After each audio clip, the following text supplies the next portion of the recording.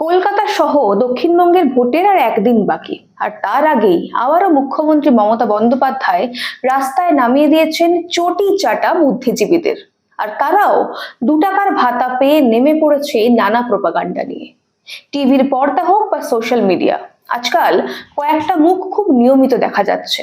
পরমব্রত চট্টোপাধ্যায়, কৌশিক সেন, সুবোধ সরকার কিংবা জয় গোস্বামী। তারা খুব দরদ দিয়ে আপনাকে বোঝাচ্ছেন বিজেপি এলে নাকি বাংলা গোল্লায় যাবে। কিন্তু একটা অদ্ভুত ব্যাপার খেয়াল করেছেন?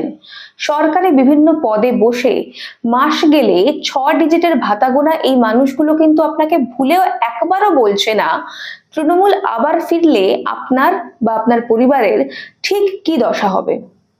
একটু ফ্ল্যাশব্যাকে যাব আর তার সাথে মিলিয়ে দেখে নেব আগামী দিনে আপনার ঘরের অন্দরে কি হতে চলেছে। আজকের ভিডিওটা কোনো রাজনৈতিক ভাষণ নয়, বরং আপনার বাড়ির শিক্ষিত ছেলে মেয়েটার ভবিষ্যৎ আর আপনার পকেটের হকের পয়সা নিয়ে কয়েকটা চরম বাস্তব কথা। শেষ পর্যন্ত সঙ্গে থাকবেন। নমস্কার, আমি স্বাতী। মাধ্যম ইউটিউব চ্যানেলের আরো একটি ভিডিওতে আপনাদের স্বাগত জানাই। এই বামপন্থী বুদ্ধিজীবী 2 টাকার ভাতাজীবীরা আপনাকে বলছে এই নির্বাচন নাকি বাংলার সংস্কৃতি বাঁচানোর লড়াই। বিজেপি এলে নাকি মাছ মাংস খেতে দেবে না, বিজেপি এলে এই করতে দেবে না, ওই করতে দেবে না। কিন্তু এরা একবারও বলছে না তৃণমূল এতদিন কি কি করেছে, আর তৃণমূল আবার ক্ষমতায় এলে কি কি ক্ষতি হবে পশ্চিমবঙ্গের। আমি বলবো সেটা আপনাদের। তার আগে একটু এই বুদ্ধিজীবীদের মুখোশটা খুলি আপনাদের সামনে। প্রথমেই কথা বলা যাক এই বুদ্ধিজীবীদের নিয়ে, যারা টিভির পর্দায় খুব সুন্দর সাজানো বাংলায় আপনাকে গণতন্ত্রের পাঠ দিচ্ছেন। বিজেপি হেলে এই হবে ওই হবে বলে ভয় দেখাচ্ছেন। কেন জানেন? কারণ এদের বেশিরভাগই কোনো না কোনো সরকারি সংস্থায় পদ আঁকড়ে বসে আছেন। মাস গেলে লক্ষাধিক টাকার ভাতা পকেটে ঢোকে, আর সেটা জনগণের ট্যাক্সের টাকাই হোক কিংবা চটি চাটার বকশিস। এবার একটু ফ্ল্যাশব্যাকে যাওয়া যাক। মনে পড়ে 2021 সাল, ভোট পরবর্তী হিংসায় যখন বাংলার গ্রাম গঞ্জ রক্তে ভিজছিল, ঘরবাড়ি জ্বলছিল, সাধারণ মানুষের হাহাকারে বাতাস ভারী হচ্ছিল, এই পরমব্রত কৌশিক সেন বা জয় গোস্বামীরা তখন কোথায় ছিলেন? টুইট করছিলেন এরা। একটা টুইট আপনাদের দেখাবো। এই সমাজ তখন নির্বিকার ছিল, বা আরো ভালো করে বলতে গেলে বিজয় উল্লাস করছিল, কারণ তাদের ক্ষমতার মসনদ সুরক্ষিত ছিল। তার কয়েক বছর পরের ছবিটা দেখুন, যখন 26,000 শিক্ষকের প্যানেল বাতিল হলো, হাজার হাজার যোগ্য চাকরি প্রার্থী রাস্তায় বসে কাঁদছিলেন, পুলিশ যখন বুট দিয়ে চাকরি প্রার্থী পেটে লাথি মারছিল, তখন এই সুবোধ সরকার বা অপর্ণা সেনদের কোনো প্রতিবাদ করতে দেখেছিলেন? তখন তারা হয় নির্বিকার, না হয় ক্ষমতার পা চাটতে আর নিজেদের সেটিং বাঁচাতে ব্যস্ত ছিলেন। তৃণমূল আবার ফিরলে কি কি হবে? আপনি কি সত্যি প্রস্তুত জানার জন্য? আসুন খতিয়ানটা দেখে নিই। তৃণমূল আবার ফিরলে রাজ্যের প্রশাসনিক চাকরির ভবিষ্যৎ অন্ধকারে তলিয়ে যাবে।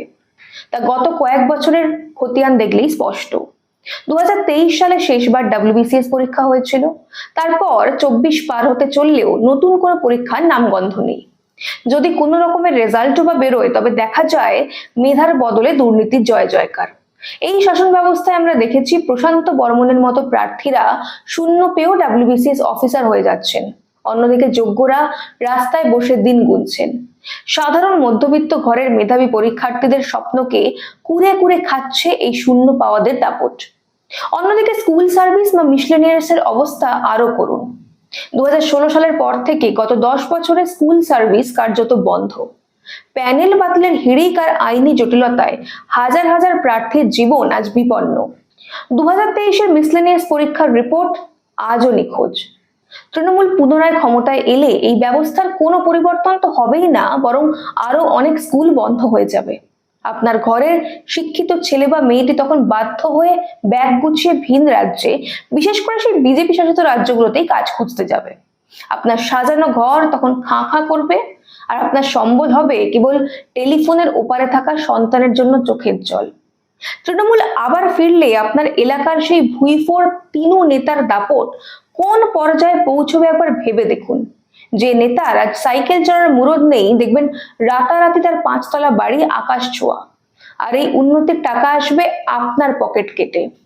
পাড়ার ইংরেজি মিডিয়াম স্কুলগুলোতে হঠাৎ করেই ডোনেশন ফি অনেকটা বেড়ে যাবে। সাধারণ মানুষের নাভিশ্বাস উঠবে। আর যদি কোনোভাবে নতুন কোনো স্ক্যাম সামনে আসে, তবে দেখবেন আবারও কোনো পার্থ বা অর্পিতার ফ্ল্যাট থেকে উদ্ধার হচ্ছে কোটি কোটি টাকা, যে টাকাটা আসলে ছিল আপনার ট্যাক্স কিংবা আপনার সন্তানের হকের চাকরি চুরির ফসল। এই অরাজকতার সময় প্রশাসনকে পাশে পাওয়ার আশা ছেড়ে দিতে পারেন। দেখবেন যে কোনো তুচ্ছ অজুহাতে একদল মানুষ শহর অচল করে দিচ্ছে, আর পুলিশ ঠুটো জগন্নাথ হয়ে দাঁড়িয়ে আছে। চন্দন দাস বা হরগোবিন্দ দাসের মতো মানুষেরা যেমন হঠাৎ নেই হয়ে যায়, আপনার নিরাপত্তাও ঠিক তেমনই বিপন্ন হবে।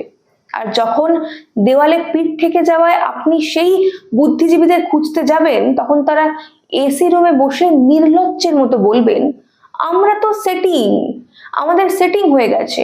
আপনার পাড়ার নেতা তখন ১৫০০ টাকার ভাতার মূল্য ঝুলিয়ে আপনাকে বোঝাতে চাইবেন, পেটে খেলে পিঠে সয়। কিন্তু সেই ভাতার বদলে আপনি কি নিজের আর নিজের পরিবারের মেরুদণ্ডটা বিক্রি করতে প্রস্তুত? আপনার পকেটের যেটুকু অবশিষ্ট আছে, তৃণমূল আবার ফিরলে সরকার সেটুকুর ওপরেও শেষ কামড় বসাবে। কেন্দ্রীয় প্রকল্পগুলোর নাম বদলে দিয়ে টাকা আটকে রাখা হবে, আর তার মাসুল গুনবেন আপনি।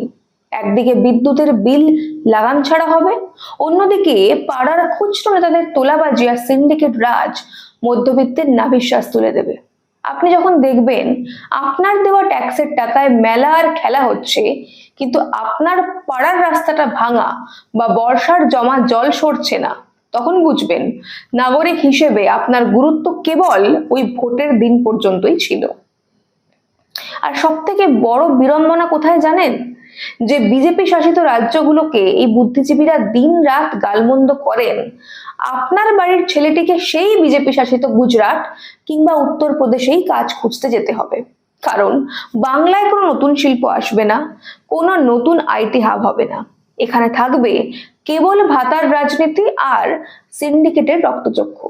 আপনি কি সত্যিই চান আপনার বার্ধক্যটা ভিডিও কলের ওপারে থাকা সন্তানের জন্য কাঁদতে কাঁদতে কাটুক? আপনি কি চান শেষ বয়সে আপনাকে দেখাশোনা করার জন্য কেউ না থাকুক? যদি না চান, তবে সময় এসেছে এই সেটিং ভাঙার। কারণ এবার যদি না পাল্টায়, আর ভবিষ্যতে পাল্টানোর মতো কিছুই অবশিষ্ট থাকবে না।